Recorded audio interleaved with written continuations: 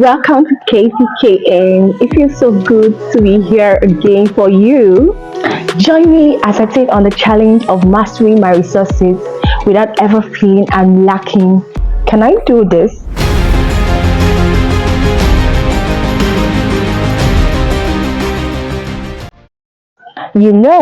Many of us have felt this overwhelming sense of lack and inadequacy when it comes to our resources. We might feel that we don't have enough time to get everything done or that our bank account is always running empty. Perhaps we think we are not just skilled to take on new challenges. This feeling of scarcity can be crippling, leaving us stuck in the circle of stress and anxiety. We've all been there, lying awake all night, ruminating over our to-do list, worrying about how we'll make ends meet, or even comparing ourselves with those who seem to have it all figured out. This is a vicious circle and is frustrating. The truth is, this feeling of lack is not only unhealthy, but it's the major obstacle that stops us from achieving our goals, living the life we truly desire, especially in this crucible period of time. However, it is vital for us to embrace the truth that all that we ever require to live successful life have been already provided. They are all around us and within us.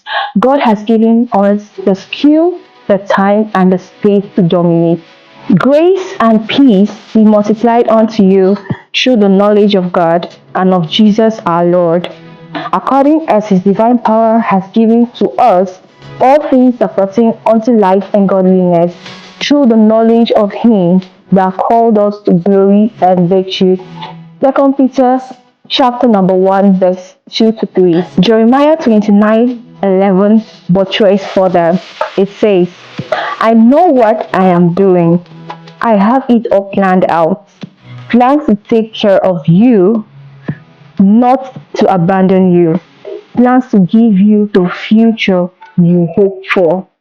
In reality, our resources are often more abundant than we think. By shifting our mindset and adopting key strategies, we can transform our relationship with our resources and tap into the sense of abundance and freedom. Some years ago, I did struggle with lack and want, which left me with a feeling of worry, anxiety, and low self esteem. I barely had enough to get by, so I began to do some serious soul searching. I examined my true beliefs and found out that even though I said I wanted to be really wealthy, I had some deep rooted worries about it. Mostly, I was afraid that I might fail, or worse, succeed and somehow lose it all. Perhaps because I thought I didn't have enough financial stamina to hold wealth. Here are seven game changing strategies that changed my life. One, discover the truth. This entails reading relevant books, scriptural passages, having a mentor, and as well consulting their knowledge on vital subjects such as money management. During those crucible moments, I grabbed series of books such as Secret of a Millionaire Mind by T. Half Acre and The Power of Self-Discipline by Brian Tracy. As well, The Prosperity of the Righteous by David Vilme. Likewise, other audio series on financial management. These very acts began to reform and transform my mind because the human mind is the seat of action, and action is the bridge between our desire and its reality. But it doesn't end with that. When we discover the truth, put it into action. Another game changing strategy that helped me was adhering to covenant principles. This implies serving the Lord with your financial resources in areas like tithing, that is, giving 1/10 of your earnings or more, giving your love offerings, paying, giving to parents, giving your prophet seeds, and the likes of them. This really helped me to break out of lack. Below are few scriptural references to praise. Also remember to give to the poor. Remember, when you give to the poor, you are lending to God, and God will definitely give you back. The third game-changing strategy that changed my life was avoiding impulse buying.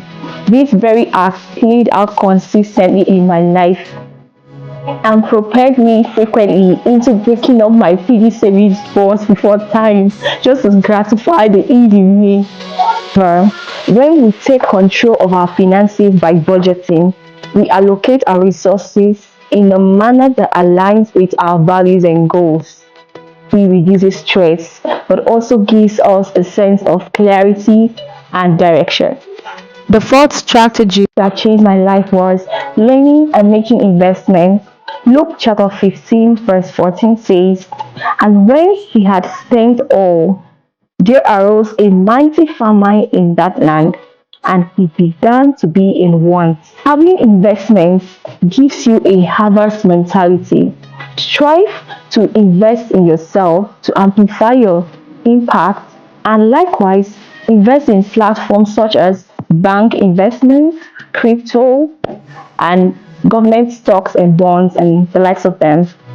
The harvest mentality is actually having the mindset of abundance. Fifth key strategy that changed my life is being grateful and joyful. Let the people praise thee, O God. Let the people praise thee. Then the earth shall yield her increase.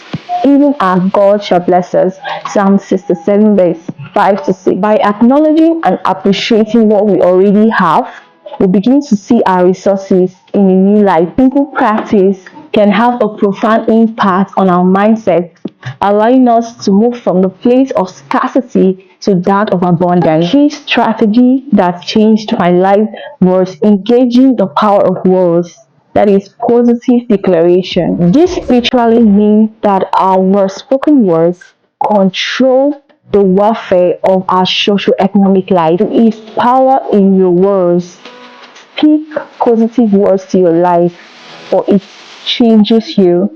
Just like the ruler controls the shape, our words control our life. The last game changing strategy for me was paying the advance to God. Silver and gold belongs to God, but it is Him that giveth us the power, that is the idea, to make wealth. When we pay relevant to God by reconciling the reprobates back to God, God gets committed in partnering with us, making us the conduit of His wealth upon the earth. When we apply these strategies in our daily life, we begin to see the world in a different way. We start to recognize opportunities, untapped potentials, and hidden possibilities that have been waiting for us all along. Don't forget this point. It is not about the amount of money you receive, but how you make good use of it. Thanks for watching. I'd love to hear from you. Have you ever struggled with a feeling of lack and inadequacy when it comes to your resources?